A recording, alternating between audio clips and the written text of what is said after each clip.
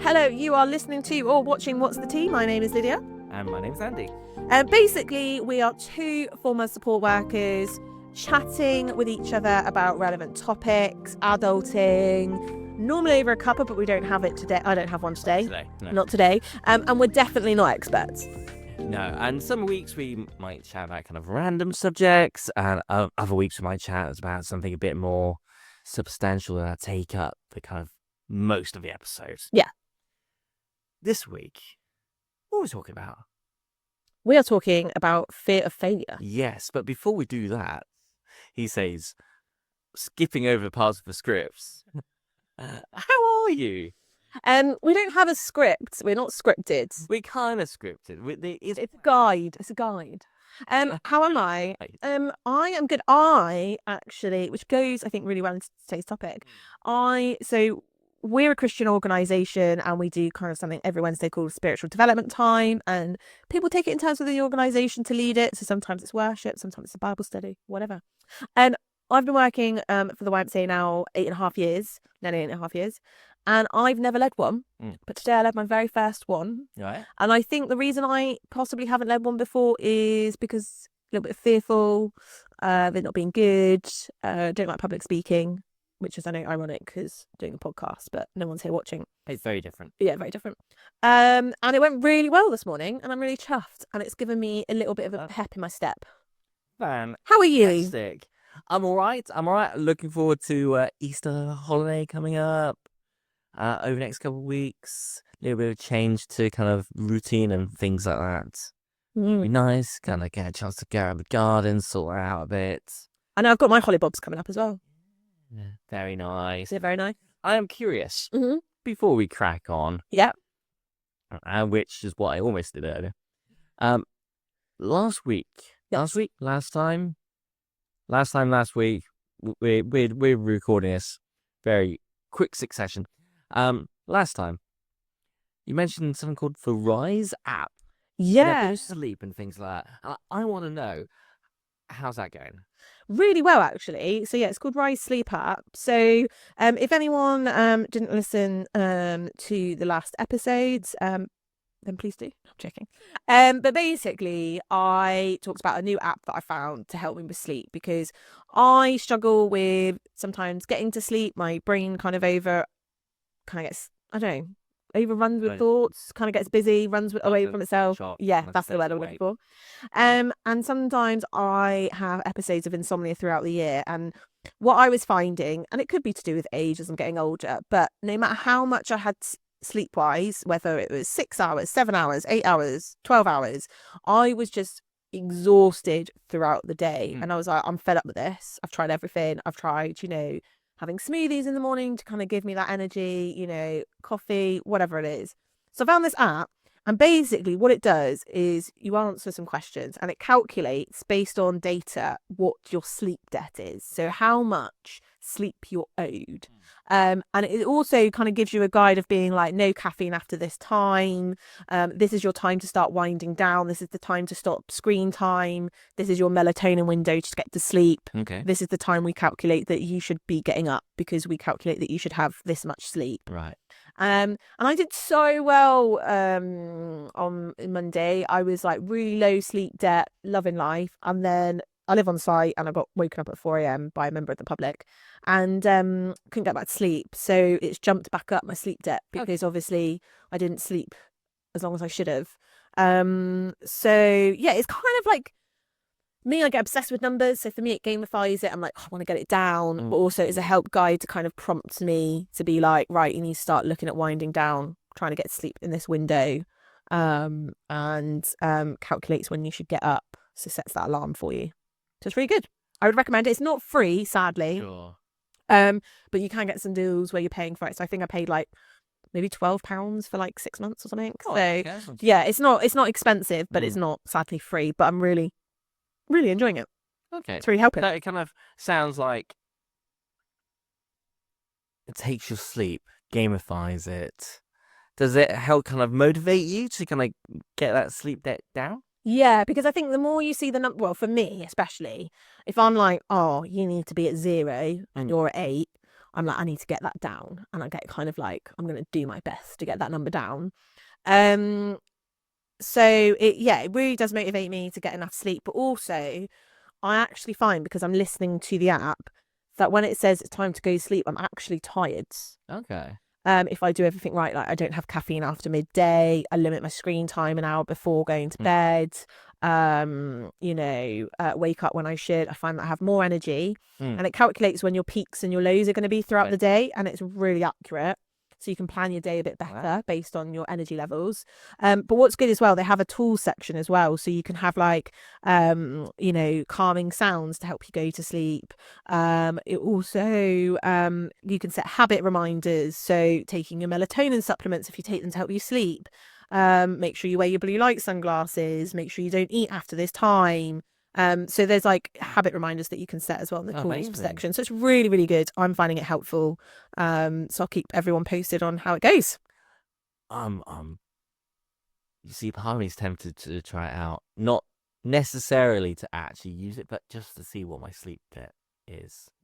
Just to see what that number is. I was surprised. So, the average that people should be sleeping is between 6 and 8 hours. Okay.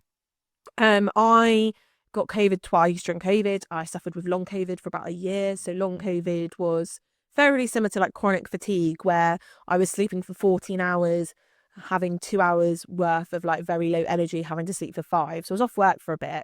I would say I've recovered from the long COVID, but the long lasting aspects of it is now I need 10 hours sleep. Okay. To function according to this app. So I make sure I have those 10 hours, and I was really surprised because I was like, I sleep so much, I have really good sleep, how much my sleep debt was, because I wasn't going to sleep at the right time or waking up at the right time. So it was an eye-opener. Yeah, last time I talked to my asthma nurse, she was very much, we probably won't know the full impacts of COVID for another like half a decade or so. Probably. Because it's affecting so many different people in different ways. I mean, I'm sure like you probably kind of came across lots of people who kind of compared it to having like a cold or just a bit of a rough cold, took a few days off, got over it, you're absolutely fine. Whereas, we were like, this is rubbish. Yeah, like I didn't have COVID that bad though. That's what's the crazy thing is I had it. It was a bit like a cold, lost my taste and smell for a couple of days. So when when they told me it was long COVID, I was like, but I didn't have it that bad. Okay. One I was asymptomatic for, but I tested positive, and the other one I lost my sense of smell and taste, which is why I took a COVID test. And the doctor said that they're finding, though not necessarily just those that experience COVID really bad, but those that were asymptomatic are having long COVID symptoms. So yeah, I totally agree with that. Like, we're not going to know the full extent for years and years to come on the impact that it's had to us. Right, moving on, shall we? Fear of failure. Yeah, so that's the topic of today. Why, and what do we mean by this? I think one of the things is I don't think failure is something that's spoken about like people's experiences with failure or why people are afraid of failure. So I don't think people talk about it, but I also don't think it's like it's taught well in schools, or in education systems, or like when I was younger, like we had a bit of a conversation before recording. In schools, you have assessments, and if you don't score a certain mark, you fail, and then you kind of you get punished. If some schools be like, you've not got enough grades, you need to repeat a year, or you get punished. And I think there's a humiliation aspect as well. Like if you want to put your you want to put your hands up in class and answer a question if you get it wrong.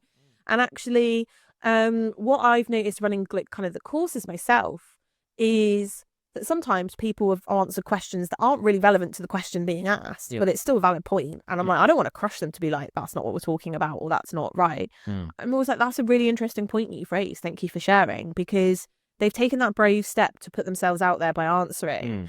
And I don't think the education system, teaches it well. I think it could do better. My younger sister's a primary school teacher. And she's got assessments this week before the Easter holidays, and she was saying, like, I'm worried about my data, because some kids are potentially going to be off that were like top of the class or whatever. And she was like, it's going to skew my data. It's going to look like I'm not doing my job, that I'm failing as a teacher. And I think that brought up the question is, how do we measure success and failure? Is it, this is how much you scored on a test? Is it, I'm married and got 5 kids by the time I'm 30? Is it, how do we measure success and failure? And I think a lot of people put it on wealth, scoring really well in a test, which I think where the fear of failure comes from then, because not everyone is able to achieve those things. So that was kind of my thoughts before we were recording around failure and success. And yeah, I guess a couple of things.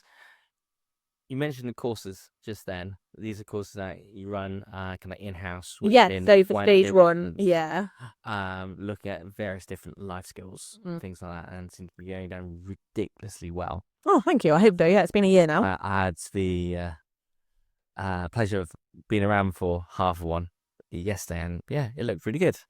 But I think it's not something we talk about much as a society, and I guess that's one of the points behind this podcast. It's like we celebrate people when we do well, and that's good. That's fine. We need to celebrate. Yeah, we need to celebrate. We need to also celebrate the small wins as well, because when things go wrong, actually it does suck.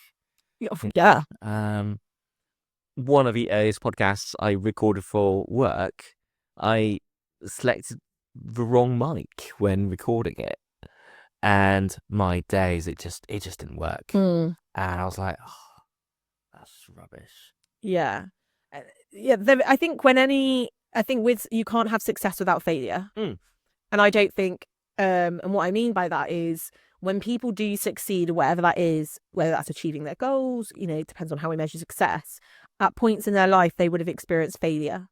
Because I think, and I know everyone's going to be like, oh, this is so cliche, but I think it's not about failing. It's not about like, oh, this went wrong. It's actually about how you got up, you learnt from it, and move forward, rather than being like, I failed this and then giving up. I think, you hear about these successful business owners that were like, oh yeah, the first 3 business I owned didn't do well, didn't work, went bankrupt, and then is now a really successful business owner. You see about celebrities that are actors, or you meet musicians and they're like, oh yeah, I've recorded a few albums, some people haven't heard of them, or I did this movie, it really flopped, and they're able to kind of laugh about it. And I know they're in a privileged position because they talk about it once they've reached success. But I think that's the part of life. Like, we aren't always going to get it right and do well. I watched the Gareth Southgate lecture. He is the England football manager. Football manager. I don't watch football, but I know some things. So that's what he's known for now. Back in the late 90s, he was known for not scoring a penalty that got England knocked out of 96. And at the start of his lecture, he kind of talks through that, talks through his feelings, kind of leading up to that penalty being taken. And he makes the point of saying that kick could define his life. It didn't, but how he chose to respond to it probably did. Yeah. No, 100%. And I think, like, just talking about kind of football, it kind of reminded me of a conversation maybe I had with you or someone else, that football, I think, is a really I've got a lot of thoughts on football, but Lydia's not a fan. I'm not going to voice them because I don't want people hating on me. But one thing that I found really interesting with football, I watched the Wrexham documentary. TV docuseries about the 2 celebrities that bought Wrexham and become the owners. And Wrexham wasn't doing very well, obviously at the start. And then the football fans were so excited, like, yes, we're going to get money, we're going to do well, and there was a bit of hope. And then they started losing games, and immediately everyone was like, they need to get rid of the new coach or the new manager or whatever. And I was like, it's been 2 games, like, give it a chance. Like, this is a team that wasn't doing very well. give it time. And I've heard Wrexham's doing okay now, but it just was really shocking that 2 or 3 games they've lost, even though they've been like a really bad team and not even making it to any of the good leagues. Lose 3 games under new ownership, new management, and a new coach, and immediately the fans are calling for a change of management. Is that hope? Is that the kind of impact of hope, and then going, hang on, this isn't working? I feel crushed. I guess this is everything we're talking about in a nutshell, in that I expected this. This is what's happening. Yeah. So therefore, everything sucks. Possibly. I think also, like, again, it depends on how you measure success. Obviously, football, it's about winning trophies. That's my take on what I think football's about. Yeah. And I think it's also not putting high expectations, because I think if you put high expectations on something like, oh, I'm going to try this and this is going to succeed, obviously don't want people going into things like they're going to think they're going to, doing things like I'm going to fail. But like, have realistic expectations over a situation, hope for the best, plan for the worst is the phrase, isn't it? But yeah, that just football just kind of reminded me how they just didn't like the failure, and they were like booing and calling for a change after 3 games. And even, it's nice and easy to talk about football in regards to things going wrong, but you can also kind of apply the same sort of thought process to other stuff in life, like moving into a new flat. It's gonna be great. I'm gonna have all my stuff. I'm going to be able to have people over whenever I want, and actually the door's closed behind me and it's just me here, and it feels really kind of just me alone. Yeah. That sucks. And all of a sudden the reality can kick in, or the joy of starting a new job, or starting a new project and things like that. It's like, actually, sometimes you got to kind of work out what life is going to throw at you. Yeah. And be okay with that and being able to kind of work around that. Yeah. And I think sometimes plans don't go to plan. And you might think, oh, I'm going to do this, it's going to be really successful. And then, kind of putting it bluntly, it fails, it crumbles, whatever. That's okay. Don't give up hope. Just learn from it and then go, okay, well, maybe this job wasn't for me, or maybe this path wasn't for me. What can I do differently next time to get a better outcome? And I think that's all that we can do from our failures, as well as our successes, is learn from it, constantly reevaluate ourselves in the process. And I just don't think, I think if you were to talk to a child, and we were talking about what was failure, I think they would put a lot of emphasis on school, because I think school is very important, a big aspect of their life then. And it's okay, well, what messages are we sending to the new generation of young people about failure? There's a lot of fear about getting it wrong. Yeah, getting it wrong. And it's it's okay if you're getting it wrong, you're learning at this point.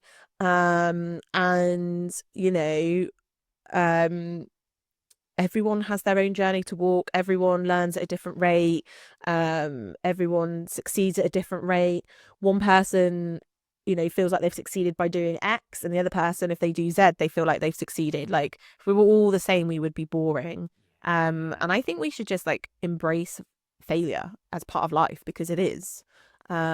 Says the person that is also very afraid of failing and looking like an idiot and not doing very well. As I talked about earlier about leading the first spiritual development, and just panicking that people were going to go, this was rubbish. And, I'm not saying I work with those kind of people, but, it's that thought process, isn't it, of failing, that you get self-doubt. There's positive feedback. Yeah. But I think you mentioned something like the small wins, and I think that's really important. When failing, look at the small wins and be like, well, I might have failed this, but I actually did well with this, this, and this. So I guess 2 points to try and kind of sum all this up. I think a lot of what we talked about is about reframing. So instead of looking at it as something I failed at, it's try and look at it as something, what can I learn?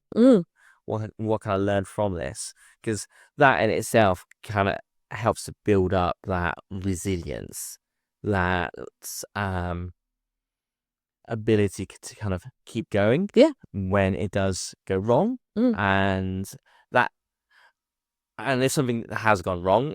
It might mean that you need other people around you to kind of help you kind of walk through that. 100%. But looking at it for a case of not through what have I done wrong, it's what can I learn from this. Yeah.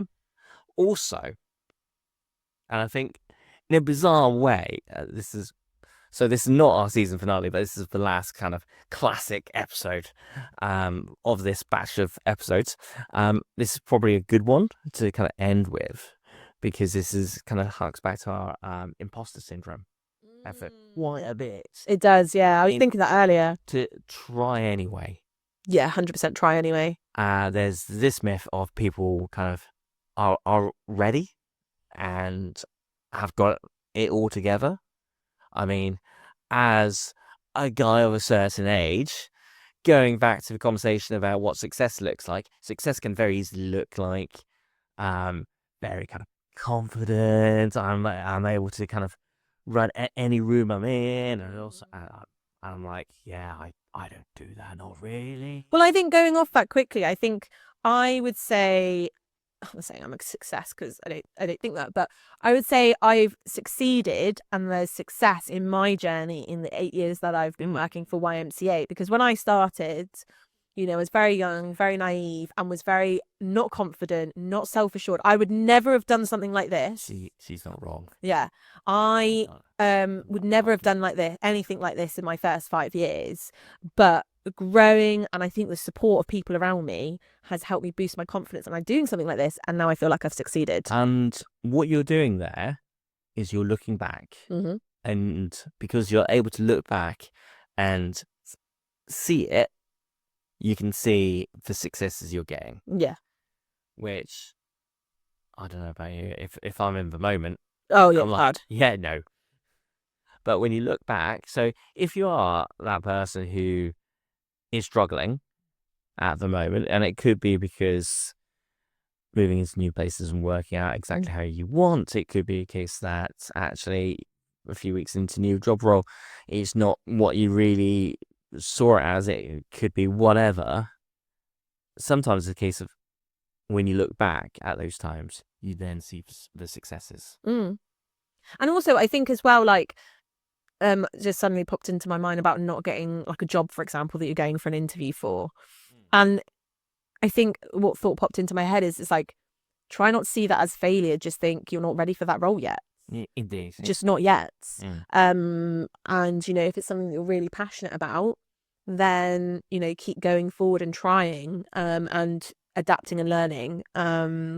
So yeah, it's kind of that reframing as well as reflecting. So, on that note, weird news. We have a jingle incoming. For the new season, guys. New season, new jingle. And I'm hoping out of that we might have other jingly bits as well. Jingly bits. The way you frame that. So, who's going first with weird news? I've got... You know what? Yeah, I was going to say, I've just opened my internet and it's come up with cookie jar nursery rhyme, so let me find it. Great. You go first. So, a 50-year-old Detroit man who uses a wheelchair tried to kill a cockroach by throwing his shoe at the pest. All right? We've all done it. I've used flip one up. Why not you kind of grab a 50, throw it, look at them.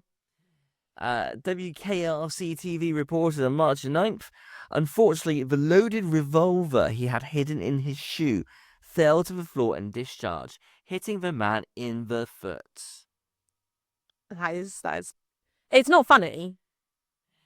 He's fine. He's in a stable suit. He is in a stable connect. Why are you putting a revolver in your shoe? I don't know, but there is no word on the cockroach's condition. Probably got away. Probably got away. Laughing, going, haha, thought you got me. Mine is about a culinary creation. Okay, so foods. We all know we like food on this pod. Do food. Yeah. Articles. Yeah. Okay. Geordie Roker is a 46-year-old chef and owner of a Michelin 3-star restaurant. So Michelin-star is quite a high quality restaurant. called El Celler de Can Roca in Spain. They've created a dessert. It's nice, isn't it? Nice. That will set diners back $362. So for a dessert alone, Okay, so $362 for a dessert. Right, okay. It's a lot, isn't it? So you think, I'm really sorry I had to what kind of dessert would cost that? Okay. So what happens is Roca, sorry if I'm pronouncing your name wrong, extracts the essence of old books by spreading their pages with deodorized butter and letting it rest overnight so it's impregnated with the smell of an old book. Okay, so it gets a book, old book, puts some deodorized butter on it, let it rest. Then he removes the butter with a spatula and dissolves it in alcohol, which evaporates and leaves the perfume of an old book. Roca borrowed the process called enfleurage from the perfume industry, so it's a similar process they use in perfume. The resulting liquor is then dropped into a pudding and adorned with petals of torn pages of the book. If dessert is a book, eat on. It reminds me a bit of Heston, Heston Blumenthal's kind of food. Yeah. Love Heston Blumenthal. Oh, So Heston Blumenthal's a British chef that does these weird things with food. So like he's had themes of like Disney theme. It's like Cinderella and the coach melts and But I still would not pay $362 for that dessert. I'd probably just eat a page of an old book to save a few pennies. If I wanted to see what that tastes like. Put a bit of chocolate spread on it. On that note, you could do that. Put a little bit of chocolate spread on it. thank you for listening and watching. Thank you for listening and watching to What's for Tea. Please subscribe, follow on your favourite podcast provider, or find us on YMCA Exeter YouTube page. Until then, don't eat pages of books. Bye.